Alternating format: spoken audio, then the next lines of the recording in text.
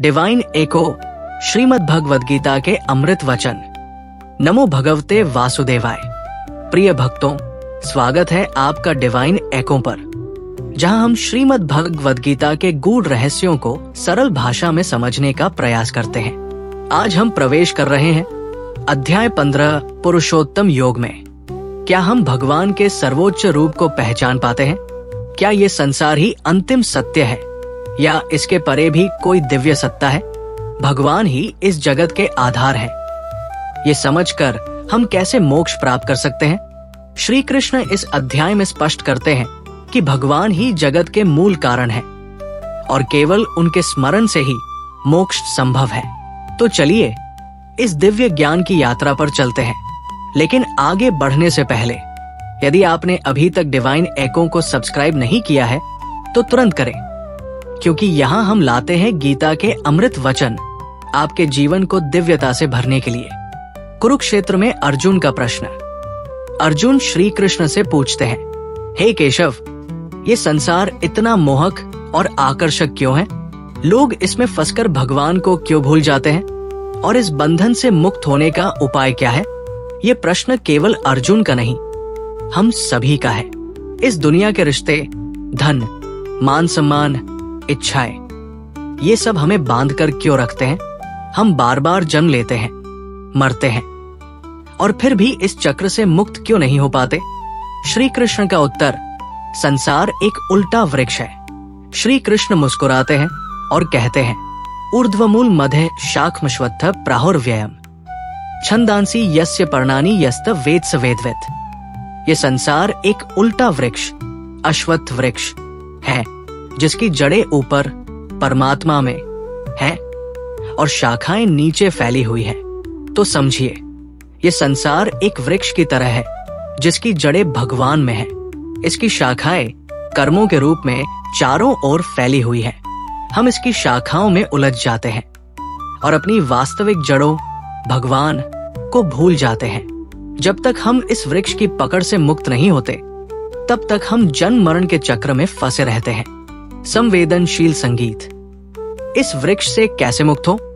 श्री कृष्ण आगे बताते हैं, न रूपम से तथोपलभिते नान्तो न चादिर्न च संप्रतिष्ठा अश्वत्थमेन सुविरूढ़ मूल छित्वा ततः श्रेयम।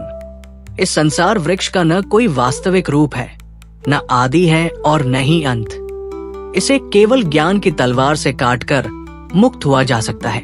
इसका अर्थ क्या है? ये दुनिया अस्थायी है, इसे पकड़कर रखने का कोई लाभ नहीं।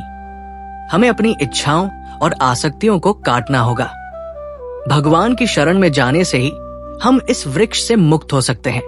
गंभीर और प्रेरणादायक संगीत। पुरुषोत्तम कौन है?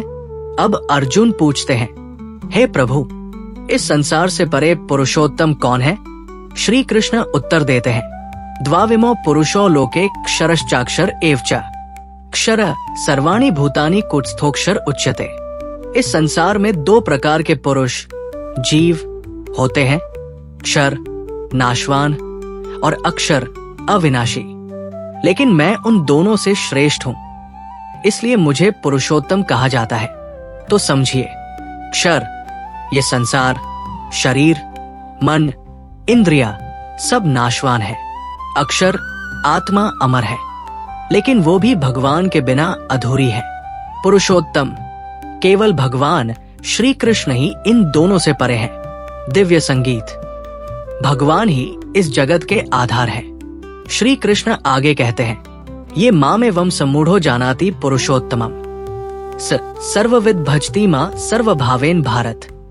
जो व्यक्ति मुझे पुरुषोत्तम, सर्वोच्च भगवान के रूप में जान लेता है, वो हर प्रकार से मेरी भक्ति में लीन हो जाता है। इसका क्या अर्थ है? जब हमें ये ज्ञान हो जाता है कि भगवान ही अंतिम सत्य है, तो हम संसार के मोह में नहीं फंसते। हम ईश्वर को सर्वोच्च मानकर उनकी भक्ति में लग जाते हैं। यही मोक्ष का मार्ग है, शांत और भक्ति से भरा संगीत। हम इस ज्ञान को कैसे अपनाएं?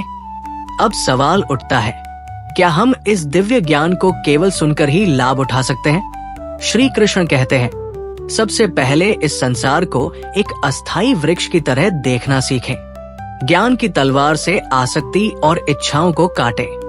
भगवान श्री कृष्ण को पुरुषोत्तम रूप में स्वीकार करें। उनकी भक्ति में लीन होकर उन्हें सच्चे प्रेम से स्मरण करें। भावनात्मक और भक्तिमय संगीत। श्री कृष्ण का अंतिम उपदेश, इति गुह्यतम शास्त्रमिद मुक्तम मयानद, एतद् बुद्ध्वा बुद्धिमान स्यात् करितकृत्यश्च भारत। हे अर्जुन, ये सबसे गुप्त गुह्यतम शास्त्र है। जो इसे जान लेता है वो सब कुछ जान लेता है और जीवन का उद्देश्य पूरा कर लेता है। इसका क्या अर्थ है? ये ज्ञान ही सबसे गहरा और महत्वपूर्ण ज्ञान है। इसे समझकर और अपनाकर व्यक्ति अपने जीवन का सच्चा उद्देश्य पूरा कर सकता है। ये ज्ञान ही मोक्ष का द्वार खोलता है। तो दोस्तों, हमें क्या सीखने को मिला? भगवान ही इस जगत के आधार है। ये संसार एक उल्टा वृक्ष है। हमें इसकी शाखाओं में नहीं उलझना चाहिए। केवल भगवान श्री कृष्ण का स्मरण ही हमें इस संसार से मुक्त कर सकता है। हमें उनकी भक्ति में लीन होकर पुरुषोत्तम योग को अपनाना चाहिए। अंतिम प्रश्न, क्या आप तैयार हैं इस दिव्य ज्ञान को अपनाने के लिए? अगर हाँ, तो आज से भगवान श्री कृष्ण को अपना सर्वोच्च ध्येय बना लीजिए। डिवाइन एको पर हम गीता के इन दिव्य संदेशों को आप तक पहुंचाते रहेंगे। अगर आपको ये ज्ञान सार्थक लगा तो डिवाइन एको को सब्सक्राइब करना न भूलें। हरे कृष्ण कृष्ण कृष्ण हरे हरे, हरे राम राम राम हरे हरे।